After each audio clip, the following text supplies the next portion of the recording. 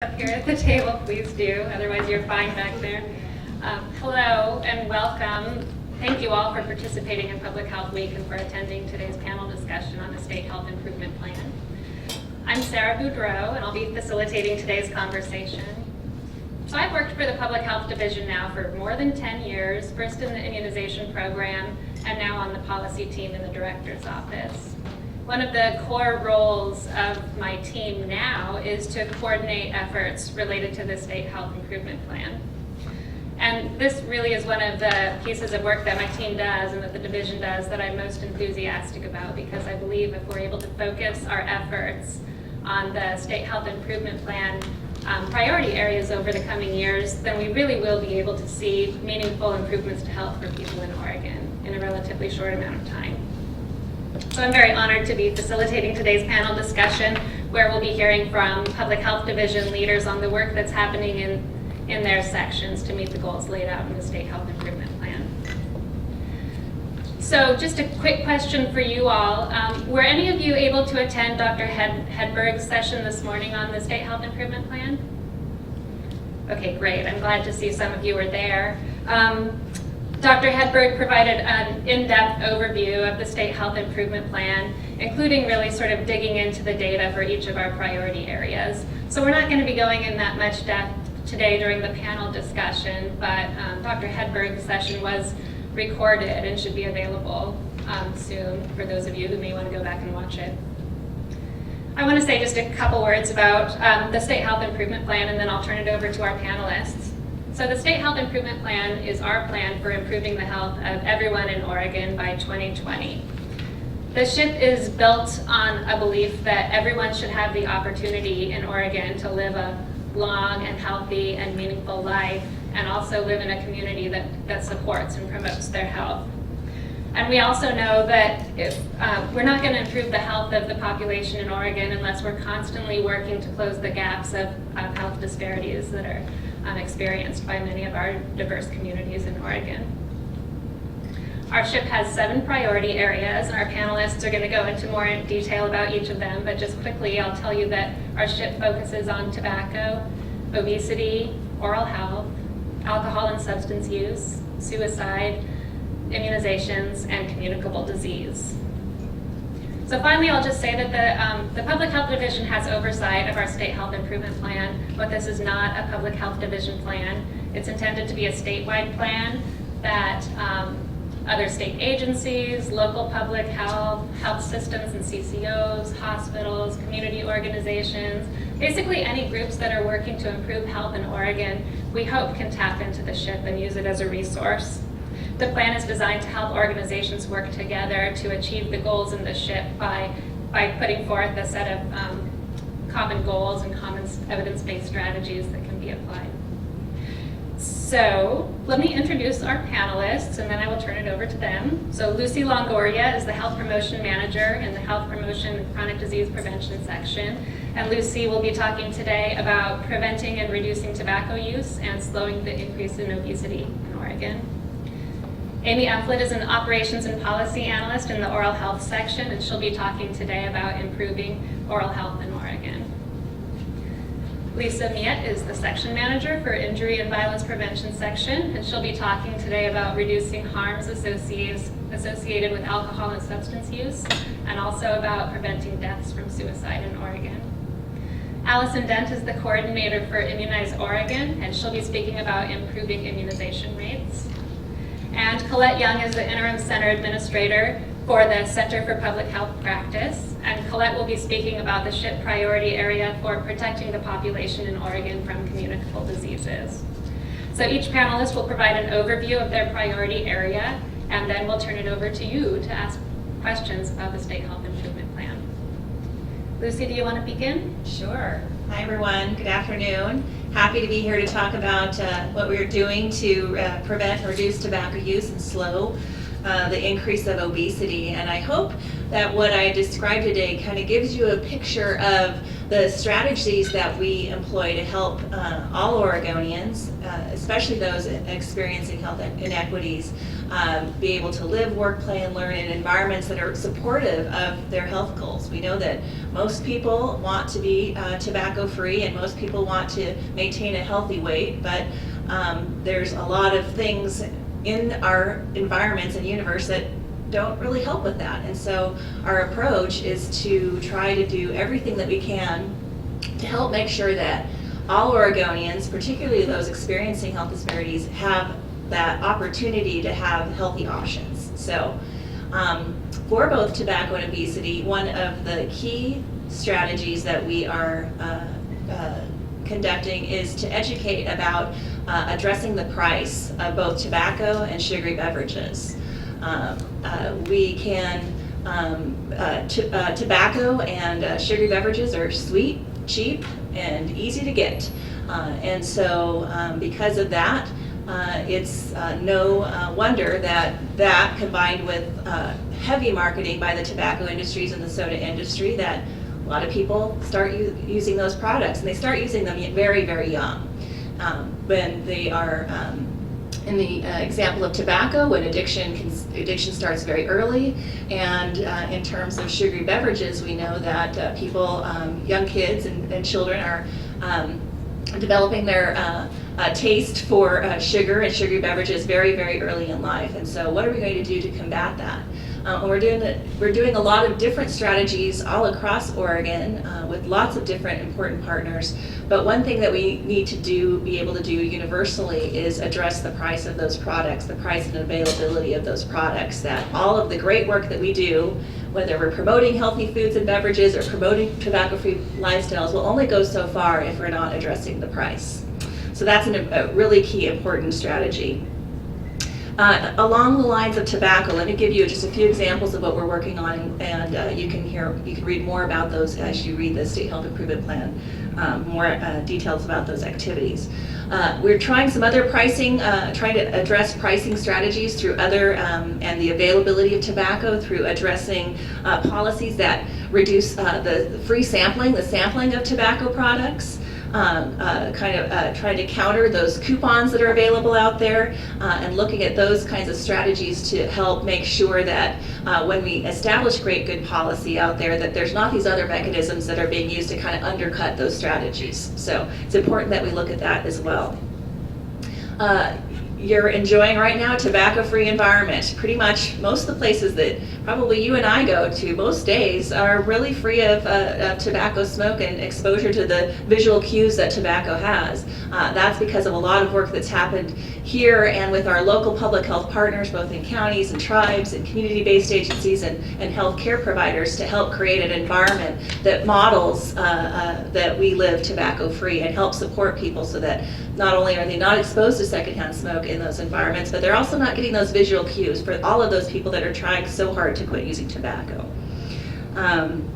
We probably have observed that we've covered a lot of ground. You go to airports, grocery stores, bars, parks, even everywhere you're going, and you're seeing rules that prohibit tobacco use and smoking. But there are still a number of places where certain Oregonians, particularly low-income Oregonians, still experience exposure to secondhand smoke. So we are not done with our work until we've been able to make sure that everybody has that equal opportunity to protection from secondhand smoke and tobacco use exposure.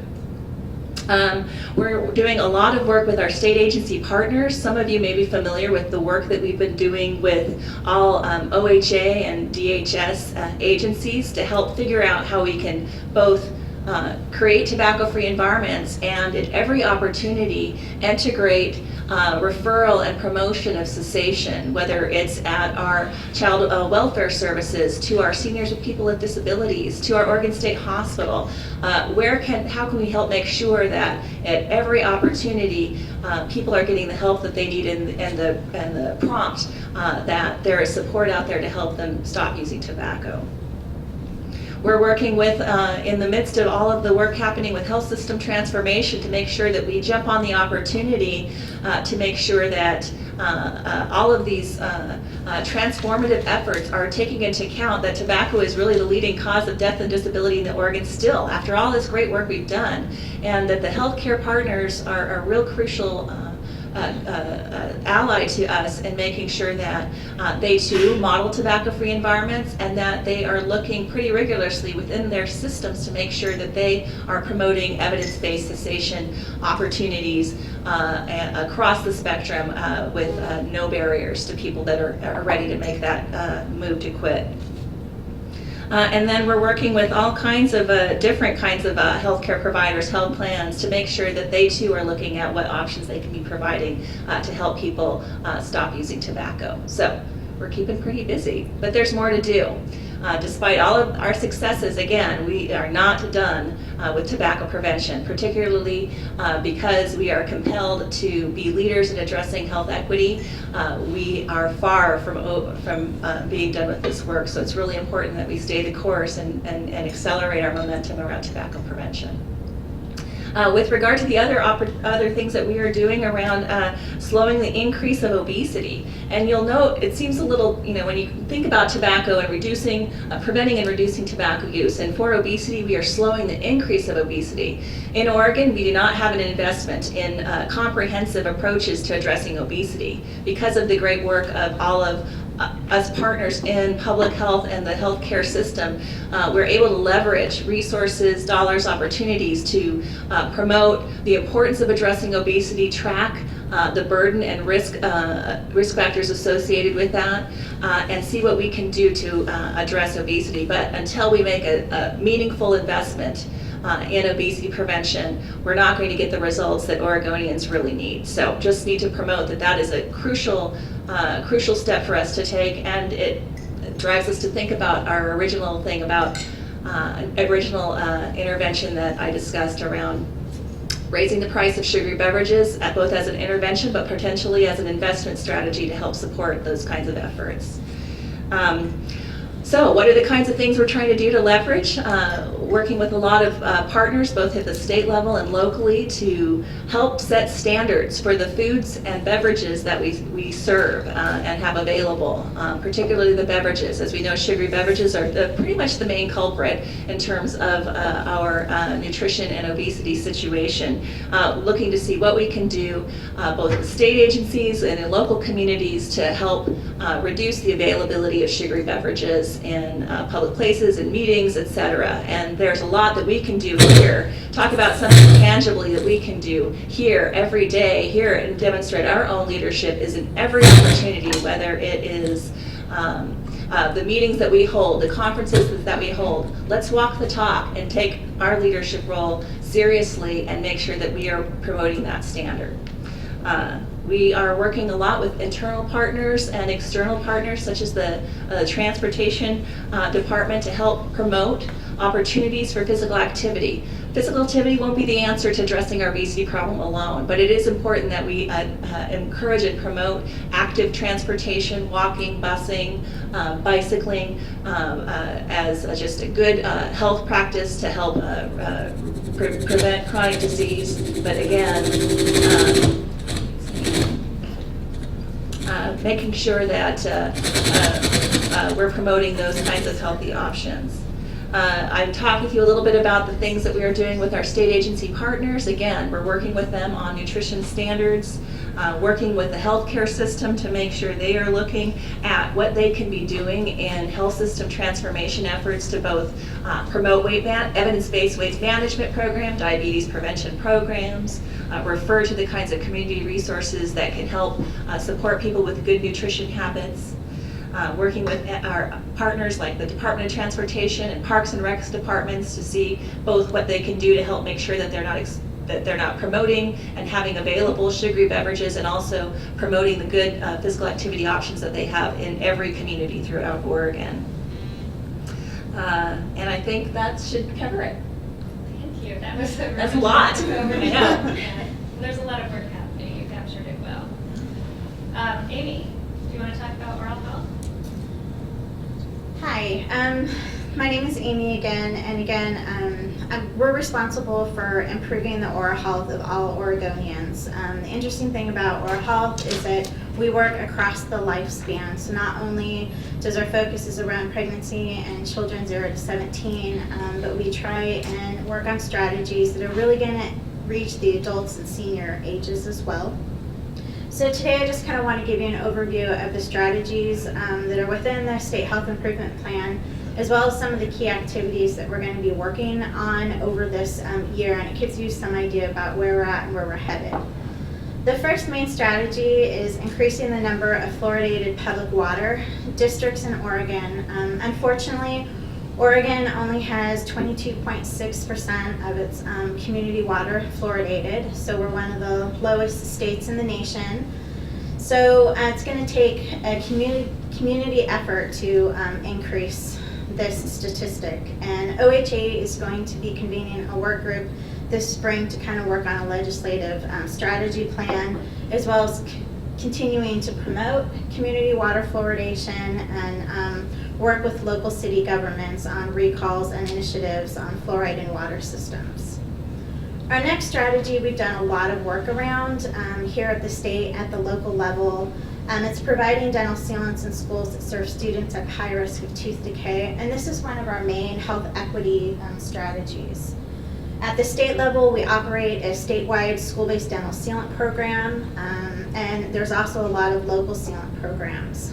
Starting this year in the school year, the schools are eligible, at least if 40% of the students are eligible for the federal free and reduced lunch program. So last year was at 50% FRL, and now we're targeting schools at 40%. So we're reaching new audiences in elementary and middle schools. Another recent development was Senate Bill 660, where we've developed a certification program for local dental sealant programs so that we ensure that quality services are being provided in the schools for our students. And we've developed the program and we're in the process of rolling it out, and it'll be effective for the 2016-17 school year. Our next strategy is to enhance oral health services through community clinics, especially school-based dental health clinic centers.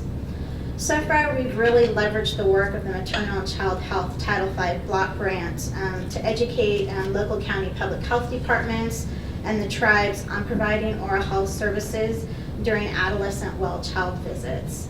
In Oregon, it's not as common to have the dental and medical communities combine.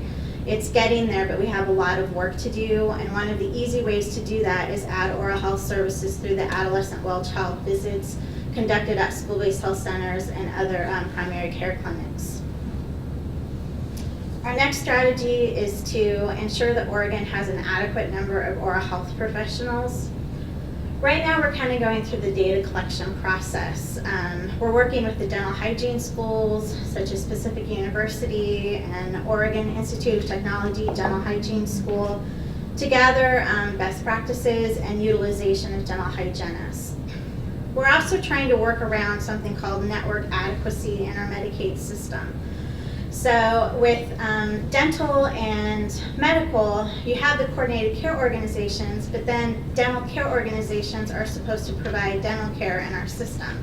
But there's kind of a disconnect between the data that we can get at the dental care organization level compared to the CCO level. So we're kind of working on that for that strategy.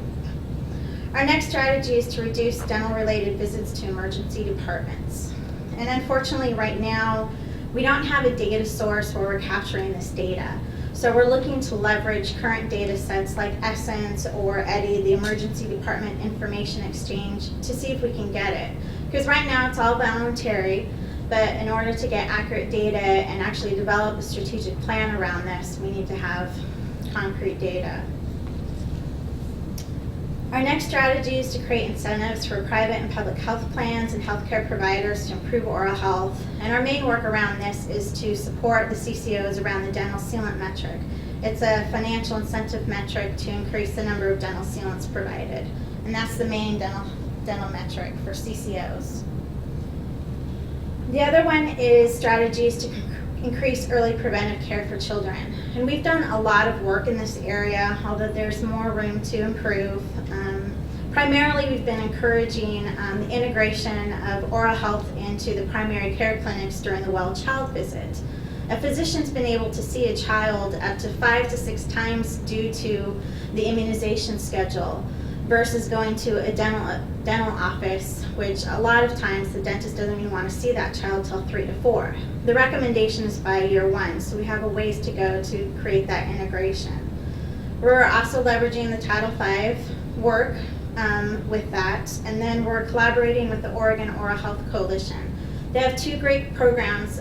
One is the First Tooth, and the other is Maternity Teeth for Two program that really works to integrate oral health into primary care, as well as concentrating on encouraging oral health services for pregnant women.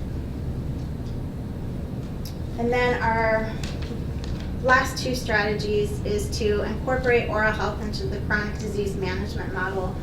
And the state oral health program is collaborating with the state chronic disease program on a CDC grant where we're going to try and focus on a pilot project that increases dental visits and oral health services for people that have pre-diabetes and diabetes. We also plan to hopefully convene kind of a public-wide oral health work group, because oral health touches all sectors within public health, not only chronic disease, but environmental health, maternal and child health, adolescent health, etc. And then finally, we're trying to ensure dental benefit packages cover the care and treatment to ensure optimal oral health maintenance. This is mainly targeted at adults and senior care.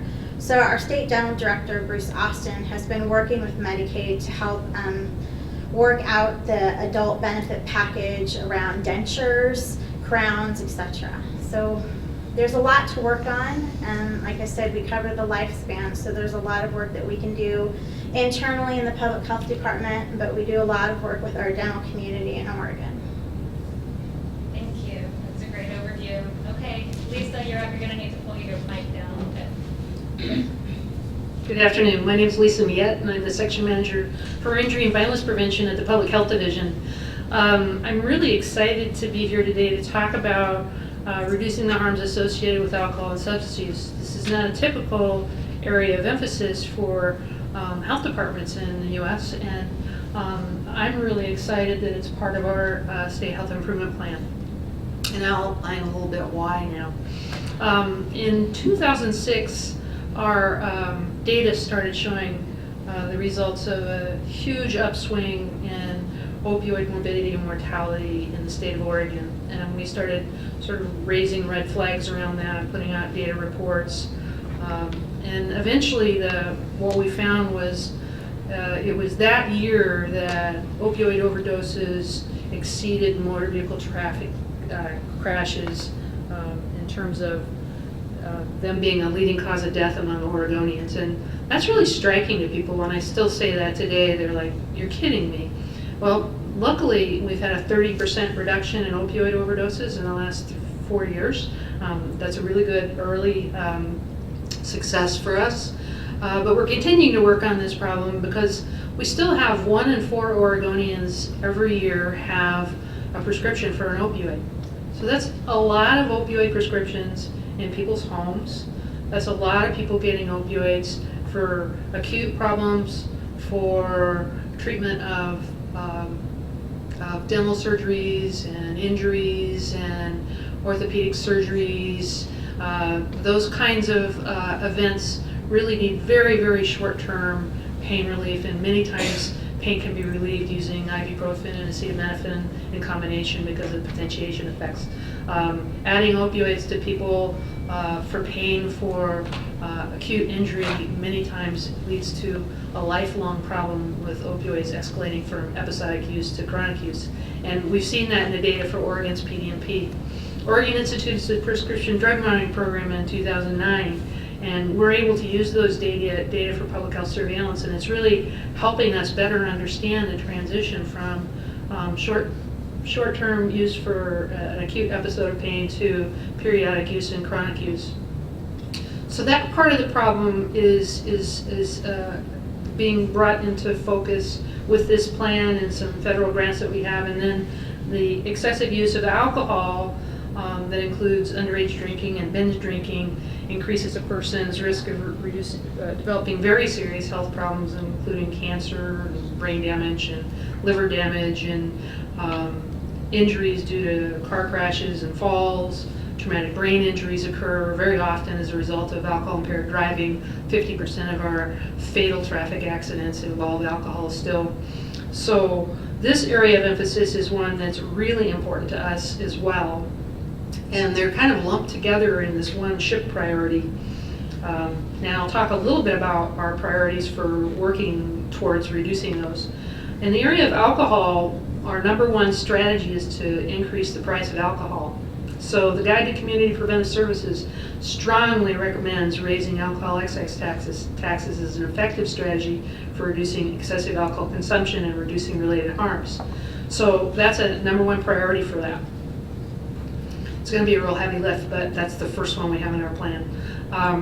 We already have realized a couple of our strategies in the state, and one is we passed a law in 2015 that allows people who have experienced overdoses and their friends to contact EMS and police without risk of being arrested themselves for opioid use or other drug use. And so that's a good SAM law that's in place that will help facilitate those connections between people in need of emergency services and police services and the community that's using those illicit drugs.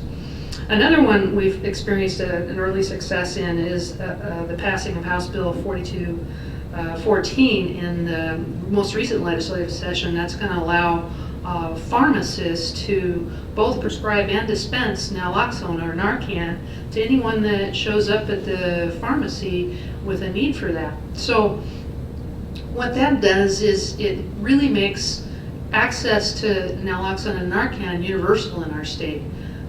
Presently, we only have naloxone available through public safety in certain sectors of the state, jurisdictions in the state, and also through needle exchange programs. And you all know that we don't have needle exchange programs available in every community, but in the counties that we have them, they're beginning to dispense naloxone as well. So this really, really will help our state in terms of looking at mortality, particularly around heroin. Another health systems intervention that we're working on around opioids is to have, there's a performance improvement project that just went into place in the health systems where in the CCOs, right, they're going to establish a prescribing guideline for opioids. And so there's a threshold of 120 MED, that's daily morphine equivalent doses. And that project is going to help laser focus the CCOs on looking at the use of guidelines in the prescription drug monitoring program to really monitor what level of prescribing is happening for what kinds of problems that people have with pain throughout the entire system. Associated with that is a statewide prescribing guideline process that we're launching this month. And the associations of medical boards across the state are all participating in a process where Oregon's going to have a state level guideline for prescribing. Now you may know that there are prescribing guidelines in place in Central Oregon and Southern Oregon in the metro area. Eugene's getting ready to launch one in Lane County. But now we'll have one for the entire state, and it'll be modeled after CDC's recently published guideline for the nation and Washington State's guideline. So the real work won't necessarily be in the technical writing of that guideline, because we all pretty much know what's going to be in that guideline from looking at the different formats of guidelines that have come out around the U.S. The rubber really meets the road, though, where we get endorsement from medical communities and endorsement from clinics and individual providers and actual use of those guidelines in combination with the prescription drug monitoring program data for individual patients. Another thing that is already in play in the state is getting health systems to universally adopt and implement screening called SBIRT, screening and brief intervention and referral for treatment for alcohol and drug problems. Another strategy in the state is to make available medication-assisted treatment for opioid use disorders. It's really surprising to people when they learn that there are only 15 outpatient treatment programs in the state for opioid use disorder. 14 of them are in the I-5 corridor. 1 is in Bend. So if you have an opioid use disorder and you live on the coast and you need daily medication for that problem, you have to drive to an inland city and then return home every single day. Now, except if you live in Bend, and then you get to get your treatment in Bend. So one of the things that is happening is a loosening of federal guidelines around the number of primary care physicians that can get certification to provide buprenorphine replacement therapy. If we can manage more substance use disorder patients in primary care, using primary care physicians in combination with induction processes that occur in community mental health and behavioral health programs, then we'll really increase the availability of this care statewide. Right now, the CCOs are supposed to be providing this care, but they haven't really developed that true access, which means, you know, if you want to talk about true access, it's not driving an hour and a half to get your daily therapy. So that'll be expanding statewide. Another one is to increase opioid use screening and alcohol screening among pregnant women and women who are considering pregnancy. Okay, so along with all this, we have several really important partners. The Oregon Coalition for the Responsible Use of Meds is heavily involved with us, and we're working with about 7 local public health departments in a federal grant called the Prevention for States Prescription Drug Overdose Grant that came out of CDC last year. Lane and Douglas County are working together, Curry Coos and Josephine County are working together, and the metro area counties are working together in the first 2 years of that grant. And they're implementing big bucket strategies in 5 areas: increasing access and use of naloxone, increasing availability of MAT, setting up 95% of top prescribers using the PDMP, endorsing and using prescribing guidelines in their community, and lastly, the use of data. And I should say that we've launched an interactive data visualization tool where people in their communities can get quarterly uploads of indicators in a queryable data set that's on the web. We've also published a prevention plan for opioid use disorder and misuse and prevention. So I'll talk a little bit about suicide now. Okay. I have all the fun topics, I always have to say.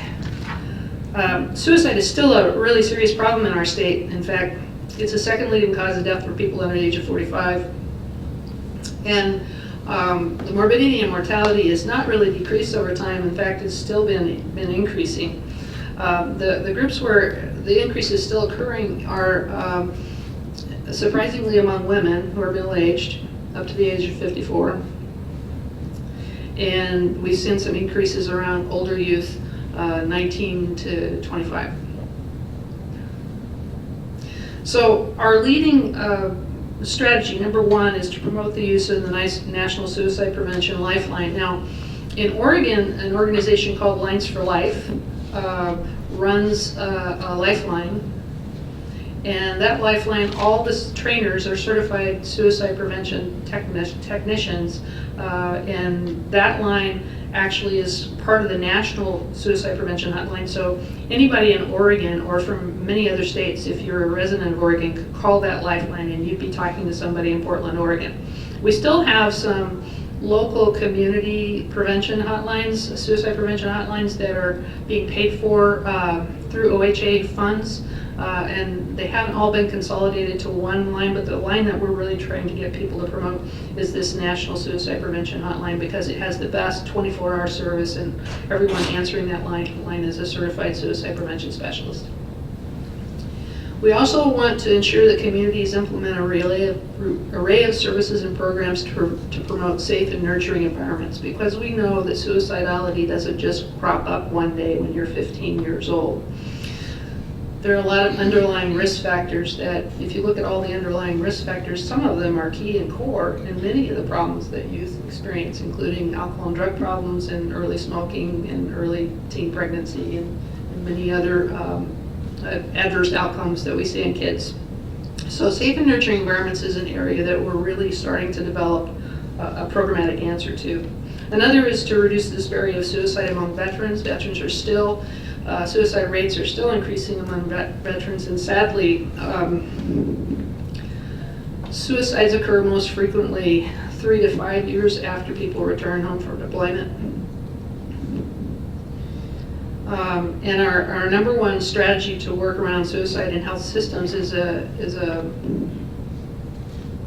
group of activities known as zero suicide. Now, zero suicide is an aspirational goal for an institution or an organization, and we're going to be working with health systems over the next 5 years to implement zero suicides as an aspirational goal in as many health systems as will take that on. And what that means is staff and community working in that health system will have initial training in suicide prevention. Universal screening for suicide and depression will be implemented where it's needed. They'll also be looking at reducing access to lethal means in the community, and they'll be looking at getting professional healthcare providers the training that they need to be able to identify and assess suicide risk and handle referrals for that appropriately. So I think that's where I'll stop now. Thank you. Hi, I'm Allison Dent, and I'm standing in for Aaron Dunn. He's the Oregon Immunization Program Manager. And I run Immunize Oregon, which is a statewide immunization coalition within the Oregon Immunization Program. So when we're talking about the shift in immunizations, you may wonder, why are we in it? Well, because immunizations is one of the top 10 public health interventions in the U.S., but there's still many gaps within the state that we see. And some of the sort of reasons why and some of the gaps that we've seen are the 2-year-old rates are acceptable now, but we have some areas to improve there. There are huge gaps in the HPV vaccination rate. There's definitely lots of room to grow with adult immunizations and flu vaccination rates. And in 2014, Oregon had the highest school exemption. And so what an exemption is when a school-aged child decides to choose not to the parents decide to choose not to vaccinate from one or more vaccination required for school entry. We had the highest rate of that, close to 7% in 2014. And then there's this growing concern that risks about immunizations that are growing within certain communities around the state. So really some of these gaps that I just identified, it's going to be a statewide effort to try to reach some of these goals by 2020. So some of the target priorities that we decided, or that we have based on feedback and partner participation is, like I said, increasing the 2-year-old vaccination rate. So there's a baseline that we're achieving. And then the HPV vaccination series 13 to 17-year-olds. And then overall the seasonal flu uptake for greater than 6 months. So we have some, as you can probably read in the SHIP, we have some population intervention, health equity interventions, and health system interventions. So I'll just cover just a couple just highlights there. So some of the health equity interventions, based on some of the data that comes out of our program, we can tell that the flu vaccination rates in southern, rural, and frontier counties are actually lower than most of the state. So that was one of the target sort of interventions that we're looking at doing. And increase the percentage of flu shots given to men actually over the age of 19. So from our data, we get lots of our data from the Alert Immunization Information Registry. So that's a statewide immunization registry that captures the majority of vaccinations given in the state. So we were able to tell by that, we can see that women actually have a better, adult women have a better uptake for flu vaccine versus men. Some of the health systems interventions that we're going to do is, or we are done, is promote strategies for healthcare providers to increase delivery of on-time immunizations and increase flu vaccination rates among healthcare workers. So some of the successes we've had and that we still continue to need to keep in place and continue to have. We've already seen a little bit of a decrease in our school and exemption rates by a law passed, and that law had said if there's a child going to exempt from a school required vaccination, they would have to either have a provider signature or take an education module online that we created out of our program. So we actually implemented that last year, and we've seen a drop, a little, about probably, I think it's about a 1% drop in our exemption rate. So that we've seen success in that.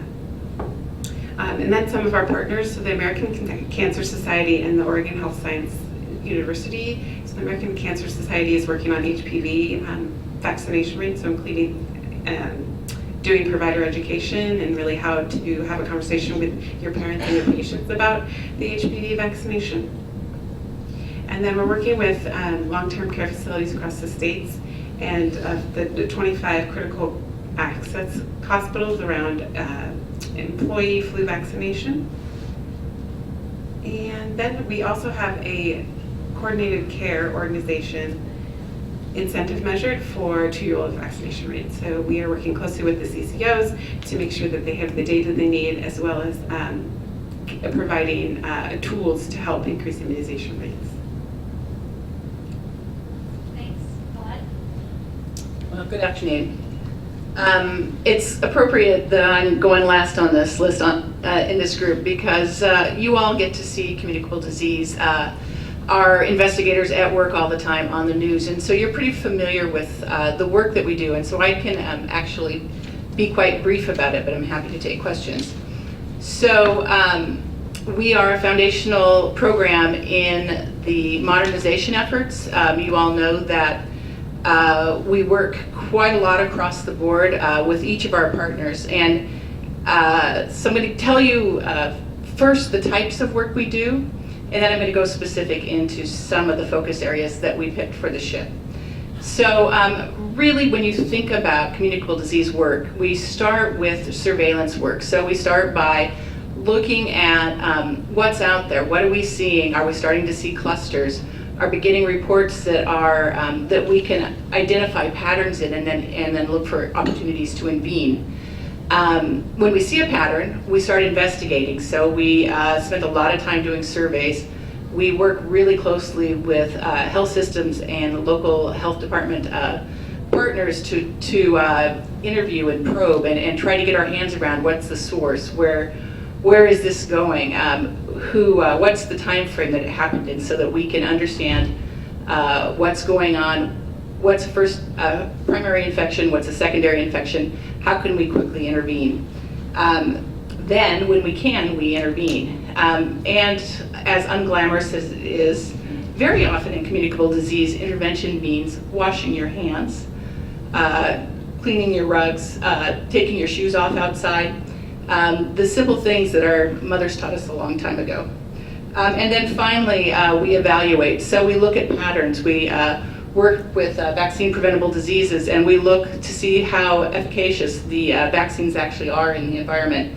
We look for other opportunities to assess what we're doing, tweak it so it's more effective, and then move on. So that's the frame for CD work in general. When we went to the SHIP, we thought about what are the winnable battles that we can actually act on and make a difference in across the state. And we chose sexually transmitted diseases, healthcare associated infections, and infection control in general in clinical settings, foodborne diseases, and antimicrobial resistance. So let me just adjust this a little. Oh, and let me just state really clearly, we do this with partners. We do not run this business across the state. We work really closely with tribes. We work really closely with local health departments, Patient Safety Commission, all the health systems, and clinical partners. So let's see what I can tell you about. I'm going to give you some burden of disease information on sexually transmitted infections.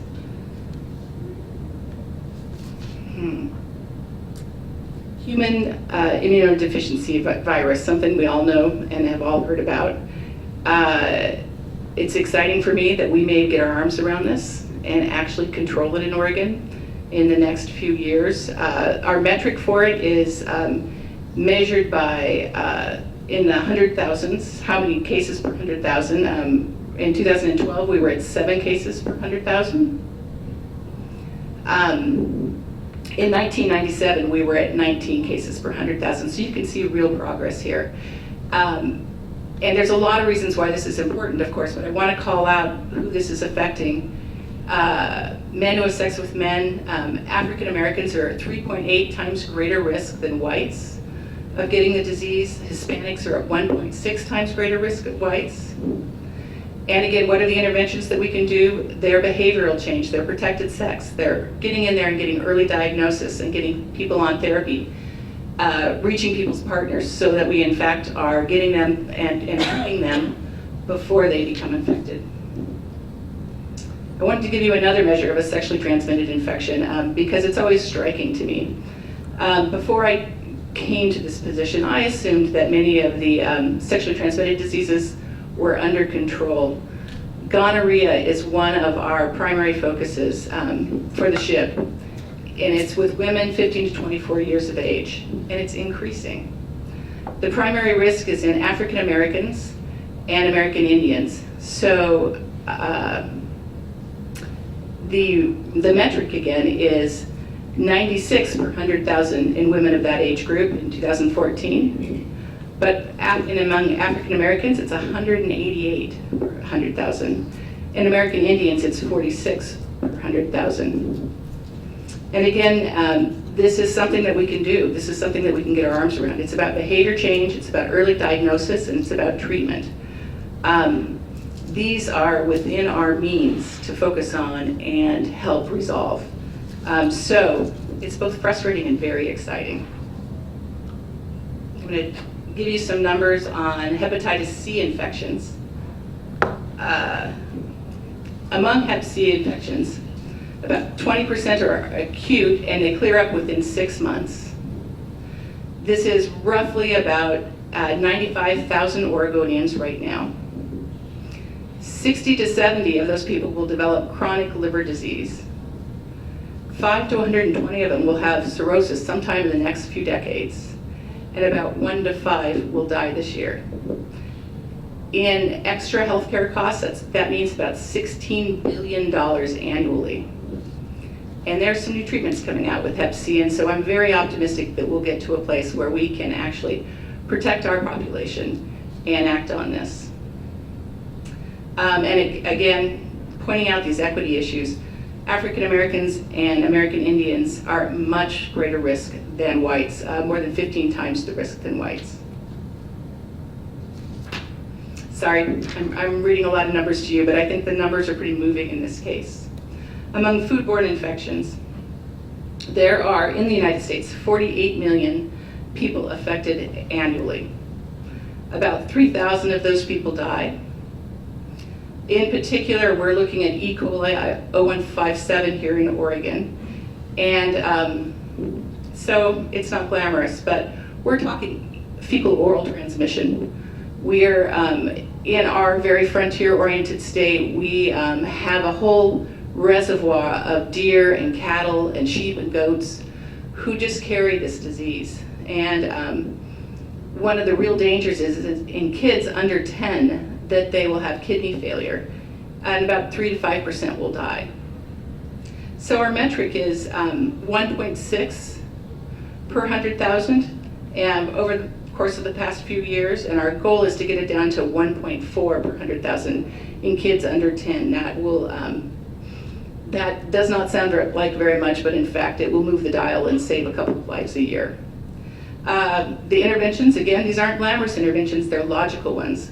Hand washing, safe food handling, don't consume dairy that's not pasteurized, and then investigate. So get in there, test quickly, getting the clinicians to test quickly, to send us the specimens so that we can get our arms around it when an outbreak is occurring and then respond to it quickly.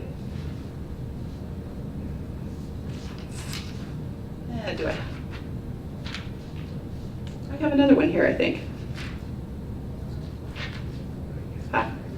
Healthcare associated infections.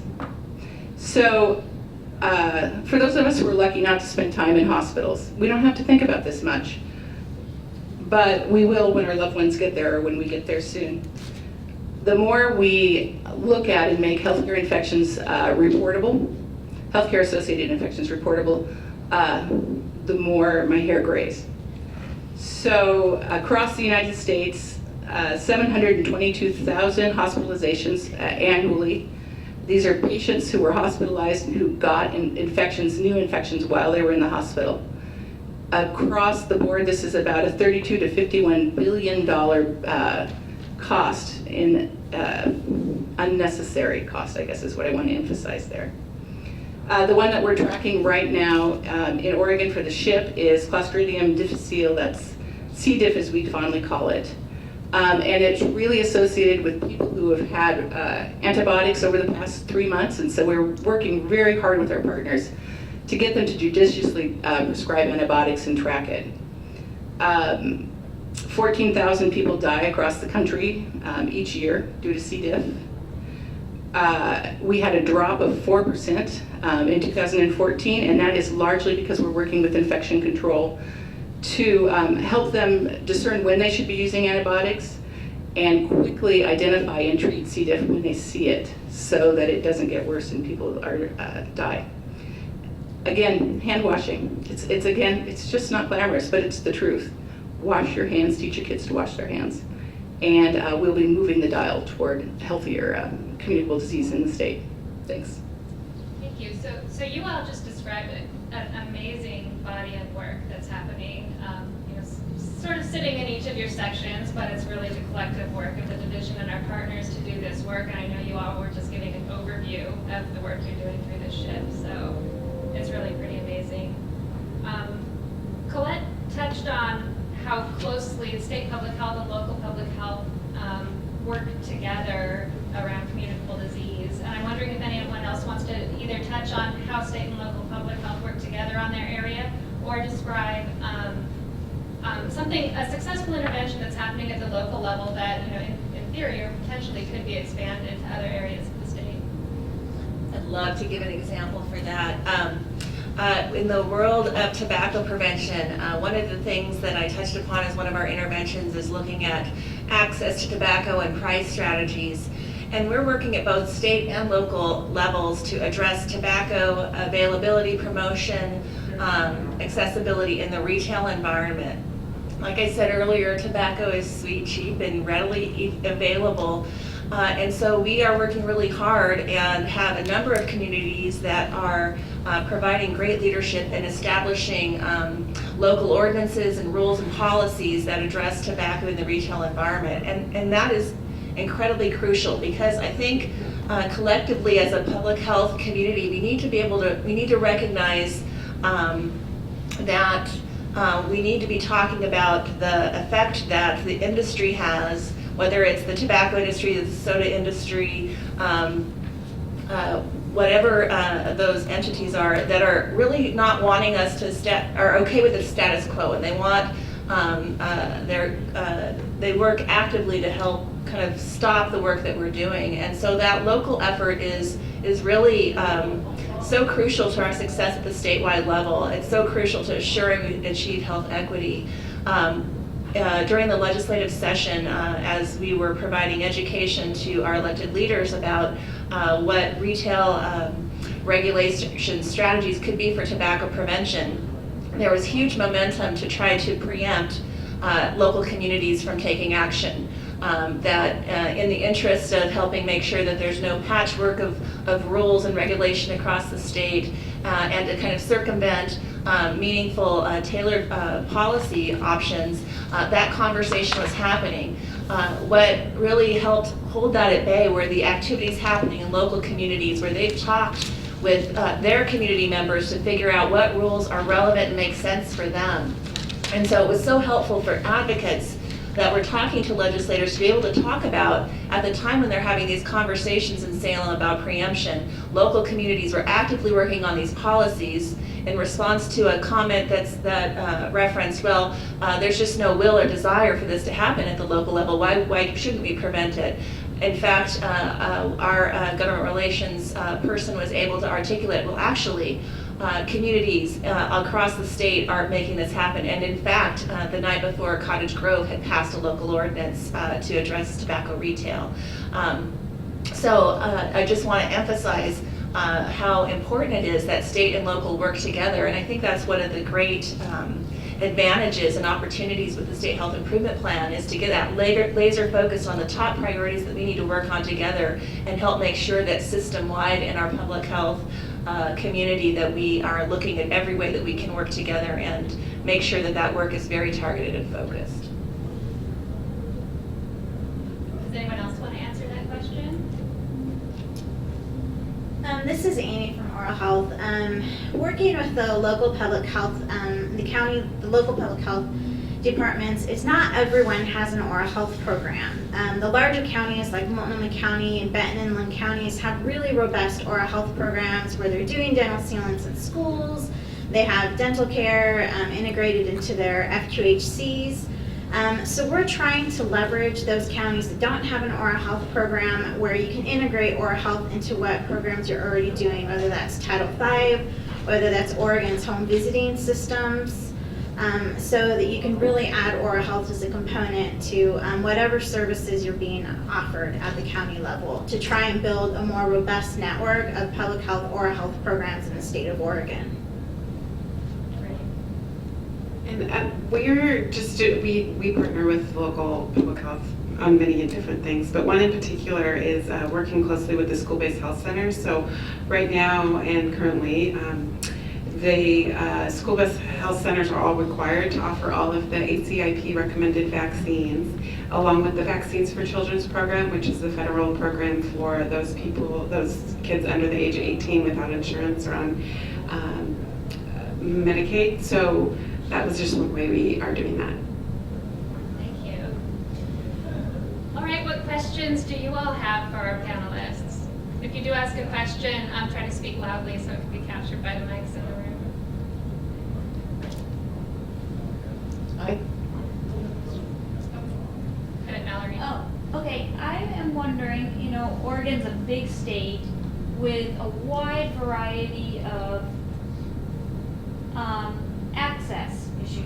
What happens in the metro area, the I-5 corridor, looks very different in the rest of the state. Lisa, you talked a little bit about that with treatment facilities, but what have your programs worked on with the issues of rural frontier versus urban, such as sexually transmitted infection testing?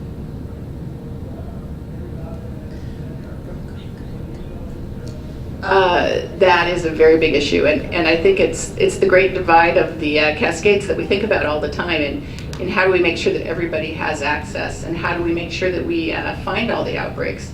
And so there are some very urban outbreaks and some mad cow disease, a great example of a completely, a largely frontier outbreak that we constantly are dealing with and tracking. So we do that by supporting the local health departments, and it really depends if it's a tribal area, if it's a frontier local health department, and they have a large outbreak. Pertussis is a common one that we see, for instance. We really devote staff at the state level to supporting them, and that is a lot of time on the phone, doing interviews of people who might be cases or controls to kind of track what's going on. Helping them develop questionnaires, lead survey, run analysis when we need to.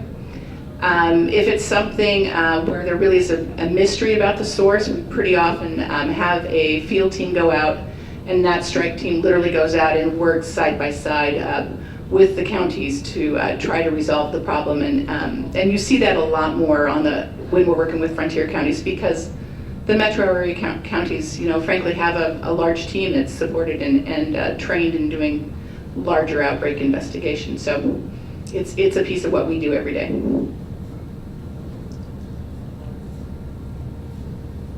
Well, I was just want to talk to you a little bit about the concept of access. And when you think about having every Oregonian have the opportunity to be able to live, work, play, and learn in an environment that's optimal for their health, I would just challenge the public health community to think about access in that term as well, and just the concept of preemption and the idea that at the state level, decisions are made that undercut the opportunity for local communities to decide for themselves the worlds that they want to be governed by in terms of being free from tobacco, being protected from sugary beverages. And I think that's a concept for a modern public health system to think about, of what does access mean today.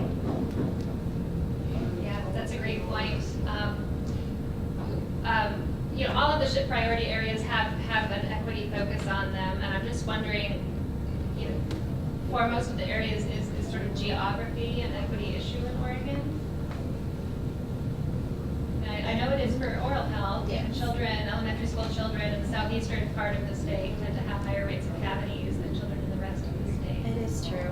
We're also concerned in the oral health community about looking at those populations that don't quite qualify for Medicaid. Because on the private insurance exchange, the subsidy goes towards medical care, so you can't use the subsidy for dental care. So a lot of families who are just kind of right there a little bit above that line, unfortunately go without dental care. So when you're looking at the geographical and access to care issues, we're really trying to work with the dental care organizations that serve Medicaid communities and other coalitions and community partners to really reach those people at the access points in their community, whether that be the WIC program, nurse home visiting programs. There's been some great work in the community around tying into the correctional institutions and just really trying to reach those populations that don't qualify for Medicaid and don't have access to a dentist in their area. So the rural, urban, and frontier divides are really a mixed bag when it comes to behavioral health problems. So suicide in particular in frontier and what I call very rural areas that are more than an hour away from a city, what you'd call a city. The access to behavioral health care is really limited. Access to crisis services for an acute behavioral health problem just really doesn't exist 24/7. And also ready access to firearms, multiple firearms in a household that are readily available to people when they're in acute crises really increase the risk of suicides, and we see suicide rates higher in rural and frontier counties than in urban counties. And part of that is also due to connectedness. We have a greater social bonds and connectedness in urban areas than you do many times in rural and frontier areas, where long distances and smaller populations just mean that you don't have the same opportunities. So when we talk about rural, urban, and frontier disparities, they show up in different ways. So in some ways, it's a really a protective factor to live in an urban area where you have access to resources. And in other ways, it's a protective factor to live in a rural area because you're living in an area where you've got an environment that can be supportive of your health in ways that when you live in a big city, there's more violence and more contagion that exists because you have more events that occur, like a suicide. So while the rates are higher in rural and urban areas than the sheer numbers of deaths that occur due to suicide occur in urban areas. So there's lots of different ways to look at that elephant. And then with alcohol drug problems, the access to care really is serious. It's a very serious problem for people living in rural and frontier Oregon. We must do better, and we can do better. And I think that one of the priorities, or a couple of the priorities in the SHIP, are really going to help us move that way in conjunction with our sister division in health systems. Lisa, I want to follow up with a question about that. You're talking about returning vets and that vulnerability being 3 to 5 years post-return was really striking to me, and it made me wonder, are there patterns that we can see among rural, frontier versus urban returning vets in terms of suicide? and I'm assuming that there are very different opportunities for intervention and who's tracking them and supporting them based on that. Do you have any information? Yeah, I do. We belong to a task force that's run by the Oregon Department of Veterans Affairs. Cameron Smith is the lead for it. And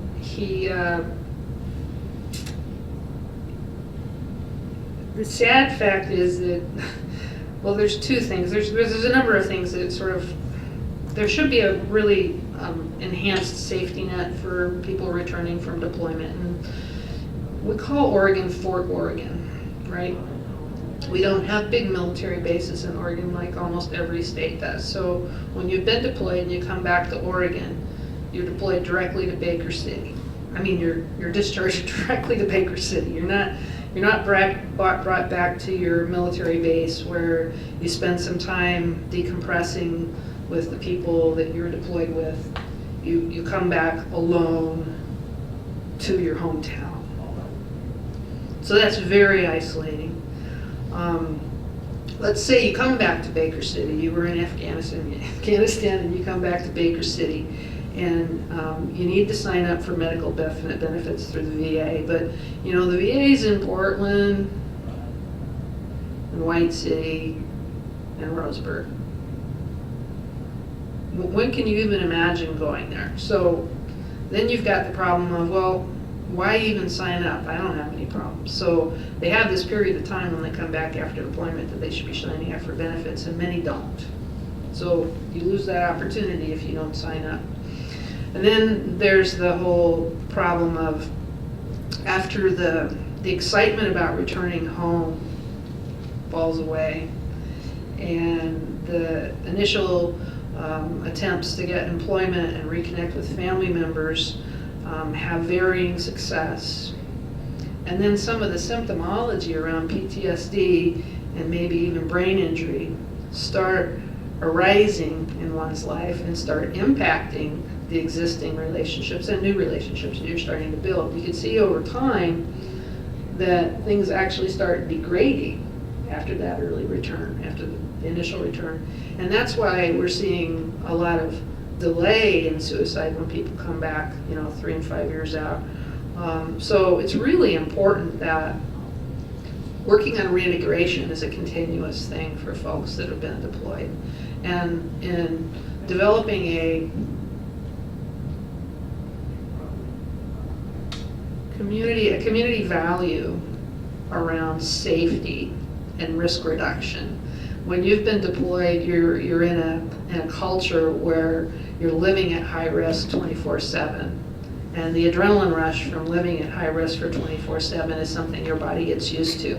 But when you come back for deployment, you have to begin seeking a culture and a lifestyle where you reduce the adrenaline rush and you look for a culture of safety. And that's something that also needs community supports from the employment sector, private sector, as well as healthcare and behavioral healthcare, and housing. Housing is a crucial issue, and at 3 and 5 years, when relationships have degraded in some cases and people have lost places to live, they do end up homeless. And this is a sad fact about what's happening with veterans when they return home.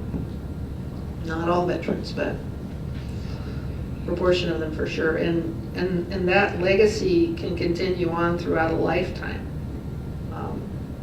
So when I talk about reintegration as a lifelong task, it is a lifelong task. Once you become a veteran, you'll always be a veteran.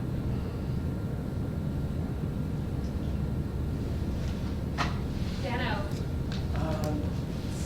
First, thank you. It's super interesting just hearing about the range of health issues that are ship priorities. And thinking about some of the topics like vaccination and fluoridation and even hand washing. I've just heard so many big misconceptions and misinformation and conspiracy theories. We need kids to be dirtier so their immune systems get better, and we've heard it all. So, usually when I think about health literacy, I think about less educated populations, but I know so many people who are very well educated and have shared with me really convincing information it's presented in a convincing way to counter all the work we're doing. So I'm just curious, what are your thoughts on how to address those common misconceptions? I just appreciate that question so much. Just this morning with some of our leadership team from the Health Promotion Chronic Disease Prevention section, we were having a discussion about thinking about how do we cultivate desire and understanding for the kind of factual scientific information given that our communities are kind of in information overload with all kinds of information coming from a number of different entities with different agendas, and how do we both cultivate a desire for facts, science, and data, and also establish partners, sustainable system partners that can help make sure that they kind of catch that baton and help direct communities or provide communities with concrete, tangible strategies and solutions that will actually help and make a difference in their lives. It's incredibly challenging.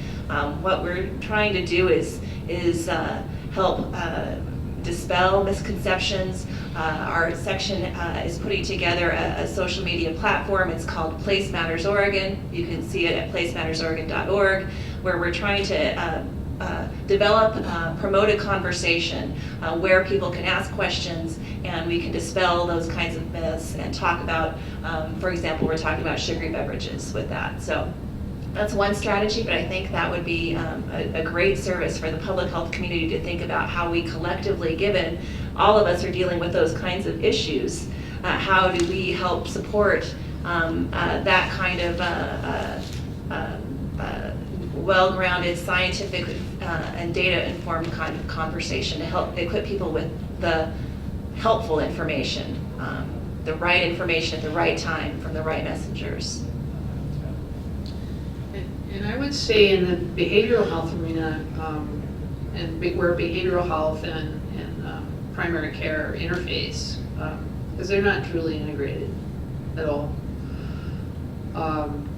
We have some huge myths out there that we're working against every single day. One of them is that if you use naloxone rescue to rescue someone from an overdose, and you put that into place and make it universally acceptable in your community, you're just going to be promoting drug use. Like, I'm going to go out and party with my naloxone in my pocket. It's just not true. I've heard that said from the National Forum at a podium. Here's another one at a National Forum at a podium. I heard a congressman say, medication-assisted therapy is just replacing one drug for another, and we shouldn't do that. I mean, my heart sunk. So those are two really big ones. Another one that I hear often here in Oregon from principals and superintendents in charge of school systems, well, if we talk about suicide, more kids will just kill themselves. That's not true either.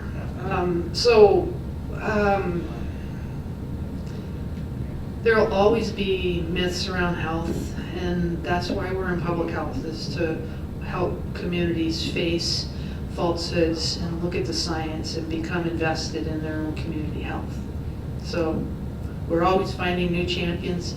It's important to keep in touch with people in the communities that are leaders in their communities and have them translate the evidence into sound bites that will be respected by the communities that need to be impacted. And many times those sound bites can't come from us. So on a similar note, Friday I went to a really great talk by Risa Aslan, and he said something that really gave me pause, and it was that facts don't change minds and hearts, relationships do. Yeah. And of course, being a fact-driven person, a person who spends their life, gathering data for policy, that's painful. But it is also a really amazing opportunity for us, and I think that's the piece that we get to embrace that Luci talked about a little bit. So it's about relationships, and that's why it's so important that we're working with our partners that we're letting the locals drive a lot of the decision making, and we are in a role of technical support and guiding them, because they're the ones who get to have those on the ground relationships. And in the course of those relationships, you're building trust, you're building hope, you're building a shared vision, and in those relationships, then you have the opportunity to insert some facts and some data that can help drive decisions, and I think that's honestly where the impact is, and in an odd way, that makes me very hopeful, even though I'm a person who generates data every day. Yes, I would agree with that, for sure. Relationships is huge, especially in the vaccine community, and understanding and knowing what's going on with that. So from data and across the country and within Oregon, sort of what's driving decisions and things for the parents and just personal is actually a provider recommendation is, 90% of the time will help get someone get vaccinated. So what we're doing, one of the things we're doing is working with providers on how to talk to patients about vaccinations, and actually leaving out a lot of the facts due to what Collette said, facts and data, because that just hasn't been sort of changing minds. And yes, it's really good, but the way sort of medical professionals are taught is with facts and data. And so how do we sort of address that? So with the coalition, myself, we're going into universities, so pharmacy schools and nursing schools, and doing it's called Having Difficult Conversations, and it's in partnership with the Antibiotic Awareness Coalition in the building. So we're going in and doing sort of using motivational interviewing techniques to have a conversation about antibiotics and vaccinations. So that's just one way about that, but the provider recommendation is huge. So we're kind of focusing at this point dealing with provider recommendations.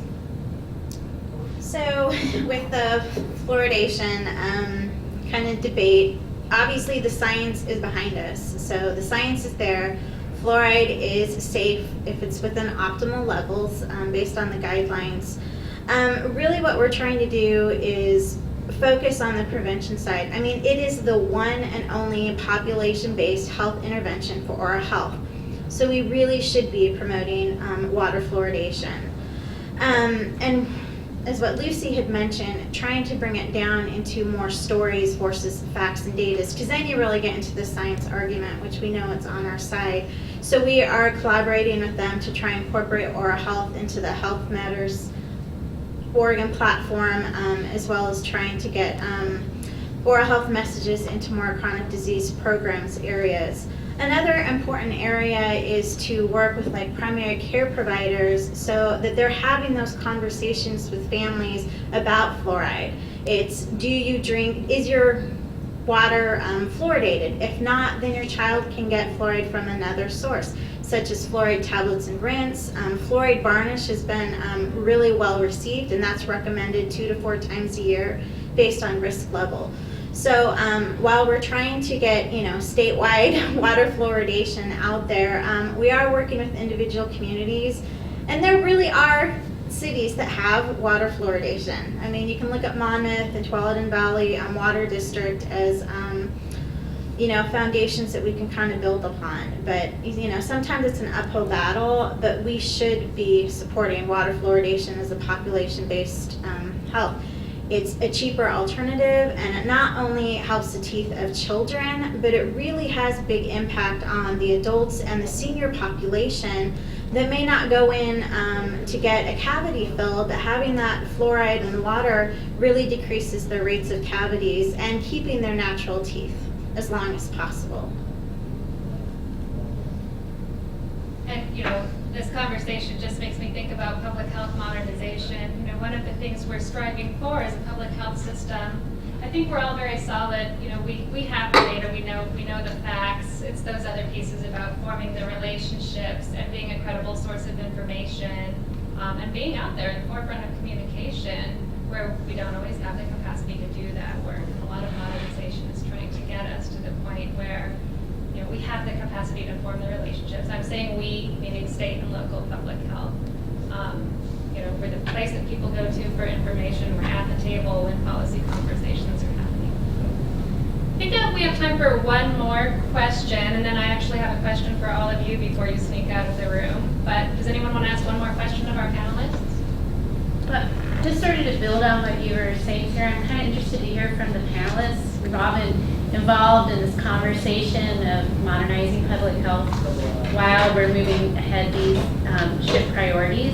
What do you see as some of the opportunities in the way we're thinking about modernizing public health to move this work forward? Well, again, I just think that, I hope it was apparent, and it's ever so apparent to me that there are some core public health practices that we do, even though we have these distinct program areas or health issues or risk factors that we're trying to address. There are some really core things that we can do, and very similar strategic partners that we work with. And so again, I just can't reiterate enough that the more laser focused we are with our time, our dime, our resources, and the amount of time that we put towards those relationships with strategic partners who can help, again, take that baton once we've handed out the science and the data and the factual information to help cultivate and mobilize communities to sustainable policy solutions. I think that would be just a huge success for us. Hi. My thought about modernization of public health in Oregon is sort of twofold. One is if the rewards of health transformation occur and we're able to turn the pyramid on its head, right?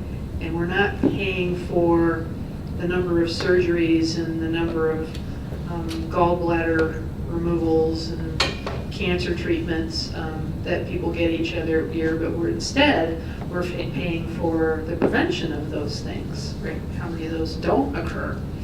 How many kids get to be the age of 24 and haven't smoked? Those are the health outcomes that in a truly transformed health system we'd be looking at.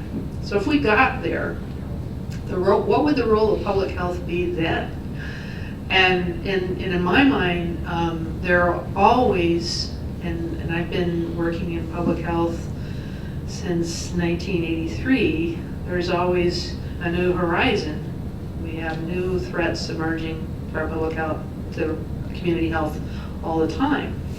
So if, for instance, the health systems really started providing health instead of health services, I'm not saying we would have a chronic health system that would deal with chronic diseases that people developed over a lifetime. Then we would be in a position where we could truly develop a public health, I don't want to say public health system, but I want to call it something else. A core group of services that would be in place to protect public health and address emerging threats as they occur. If we got to that point and we could really have the availability of both the person power and resources we needed to deal with these threats, then we really will have reached the 21st century.